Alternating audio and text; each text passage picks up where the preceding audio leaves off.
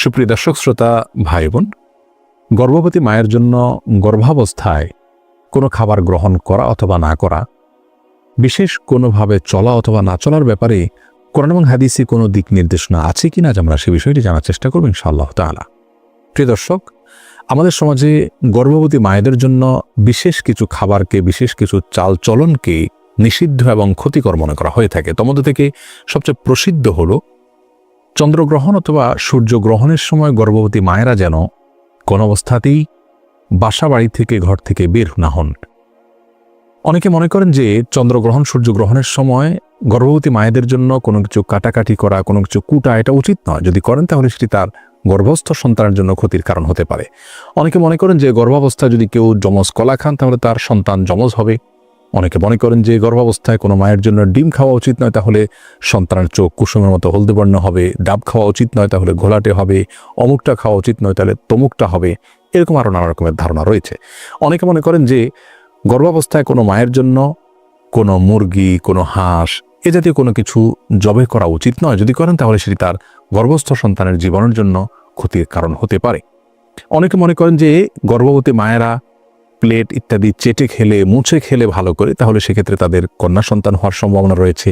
অনেকে মনে করেন যে কোনো বাসায়, কোনো বাড়িতে, কোনো ঘরে যদি কোনো গর্ভবতী মা থাকেন তাহলে রাতের বেলায় সেখানে বাহির থেকে মাছ আনা উচিত নয়।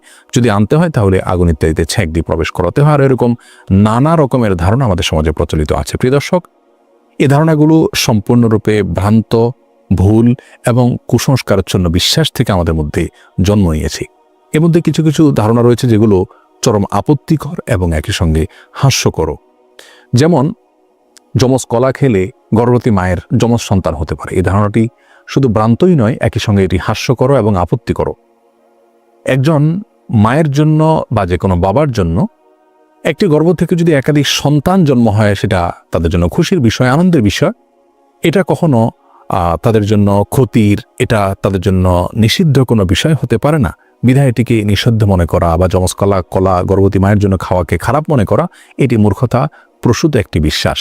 সেই সাথে যে কোনো মুসলিমের জন্য, যে কোনো মানুষের জন্য খাবারের পাত্র, প্লেট, এটাকে ভালো করে মুছে চেটে খাওয়া উচিত। এটাকে অপচয় করা উচিত নয়, কোনো খাবার নষ্ট করা উচিত নয়, বরং ভালো করে মুছে এবং পরিষ্কার করে খাওয়াটাই হলো সুন্নাহ। আর এই সুন্নাহটি নারী পুরুষ সকলের জন্য প্রযোজ্য। গর্ভবতী এবং সাধারণ অবস্থায় যে কোনো মানুষের জন্য এটি প্রযোজ্য। সুতরাং প্লেট পরিষ্কার করে খাওয়া বা মুছে খাওয়া, চেটে খাওয়া, এটাকে খারাপ মনে করা, এটাকে অপয়া মনে করা, নিষিদ্ধ মনে করা, সেটি মূর্খতা এবং সুন্নাহ বিরোধী একটি বিশ্বাস।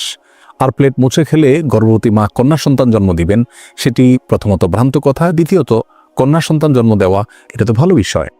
কোরআন হাদিসের কোথাও পুত্র সন্তান জন্ম দেওয়ার জন্য বিশেষ কোনো ফজিলতের কথা আমরা জানি না, কিন্তু কন্যা সন্তান জন্ম দিলে সেক্ষেত্রে মা বাবার জন্য সেটি আখিরাতে নাজাতের মাধ্যম হবে, জান্নাতে যাওয়ার উপায় হবে, এরকম বিভিন্ন হাদিসের কথা আমরা জানতে পারি।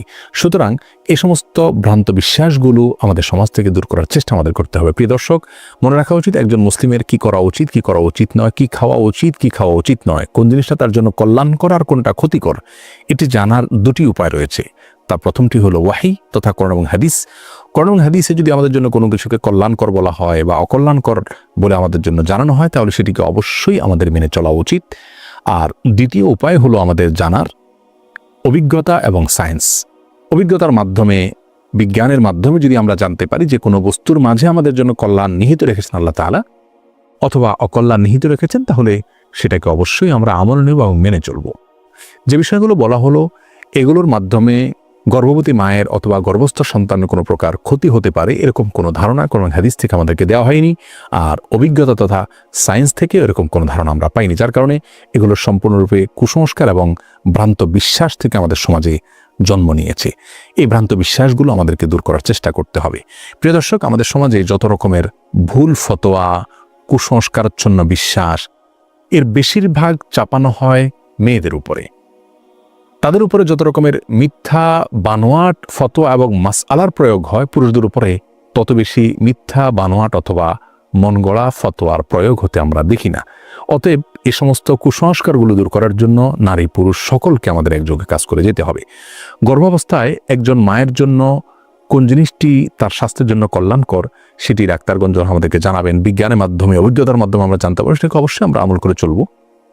আনারস বা বিশেষ কোনো খাবারের ক্ষেত্রে কোনো সময় ডাক্তারগণ নিষেধ করেন গর্ভবতী মায়েদেরকে, সেটা তাদের গর্ভের জন্য ক্ষতিকর অথবা অ্যাসিডিটি বেশি হয়, এরকম অনেক খাবার অনেক সময় ডাক্তারগণ নিষেধ করেন গর্ভবতী মায়েদের জন্য, সেগুলো ভিন্ন বিষয়। যে বিষয়গুলো আমরা উল্লেখ করলাম এগুলোর সাথে বিজ্ঞানের কোনো সম্পর্ক নেই এবং কোন হাদিসেরও কোনো নির্দেশনা বিষয়ে নেই, যার কারণে এগুলো সম্পূর্ণরূপে ভুল বিশ্বাস। গর্ভাবস্থায় একজন মা বিশেষ কোনো আমল করণীয় আছে কিনা এই বিষয়ে আমরা এক ভিডিওতে বলেছি। কোরআন হাদিস থেকে গর্ভবতী মায়ের জন্য বিশেষ কোনো আমলের কথা আমরা জানি না, তবে অবশ্যই এটি তার জীবনের জন্য গুরুত্বপূর্ণ একটি সময়, কঠিন একটি সময়ের তিনি অপেক্ষা করেন, যার কারণে অন্য যে কোনো সময়ের চাইতে এই সময়গুলোতে গুনাহ থেকে, পাপের কাছ থেকে বেশি বেশি বেঁচে থাকার চেষ্টা করা উচিত।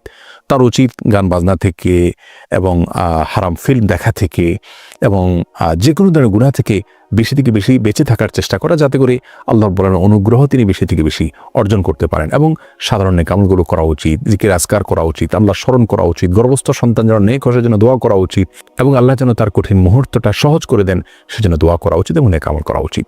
আল্লাহ রাব্বুল আলামিন আমাদের সকলকে সব ধরনের কুসংস্কার থেকে বেঁচে থাকা এবং রাসূল করিম সাল্লাল্লাহু আলাইহি সাল্লামের সবগুলো সুন্নাহকে অক্ষরে অক্ষরে যথাযথ উপায় পালন করার তৌফিক দান করুন।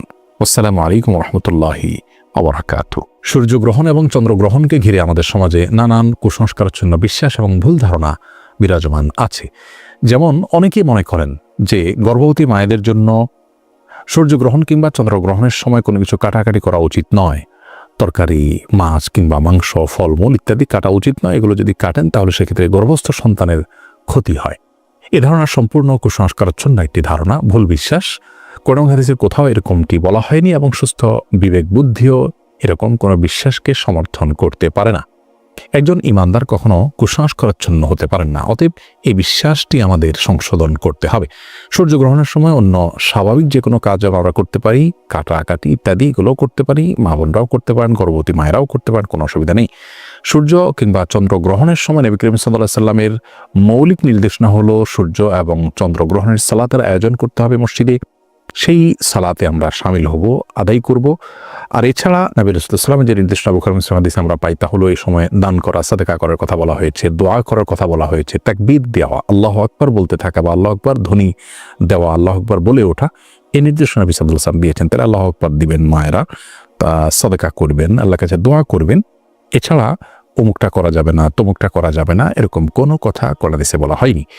মূলত জাহেলি যুগের মানুষরা মনে করত যে বড় কোনো ব্যক্তি, মহান কোনো ব্যক্তি, উল্লেখযোগ্য কোনো ব্যক্তির মৃত্যু কিংবা বড় কোনো অঘটন ঘটলে তার প্রেক্ষিতে সূর্য কিংবা চন্দ্রগ্রহণ হয়ে থাকে। নবী সাল্লাল্লাহু আলাইহি ওয়াসাল্লাম তাদের সে কুসংস্কারাচ্ছন্ন বিশ্বাসকে সংশোধন করেছিলেন। ইসলাম এসেছে মানুষের ভুল এবং কুসংস্কারাচ্ছন্ন বিশ্বাসকে সংশোধন করে বিশুদ্ধ বিশ্বাস যেন মানুষ ধারণ করতে পারে সেজন্য। অতএব আমরা চন্দ্রগ্রহণ, সূর্যগ্রহণকে ঘিরে নিজেদের বানানো বিভিন্ন কুসংস্কারাচ্ছন্ন বিশ্বাস এগুলোকে ধারণ করা থেকে আমরা বেঁচে থাকবো এবং করণীয় কাজগুলো শুধুমাত্র করবো। আল্লাহ তাআলা আমাদেরকে তৌফিক দান করুন।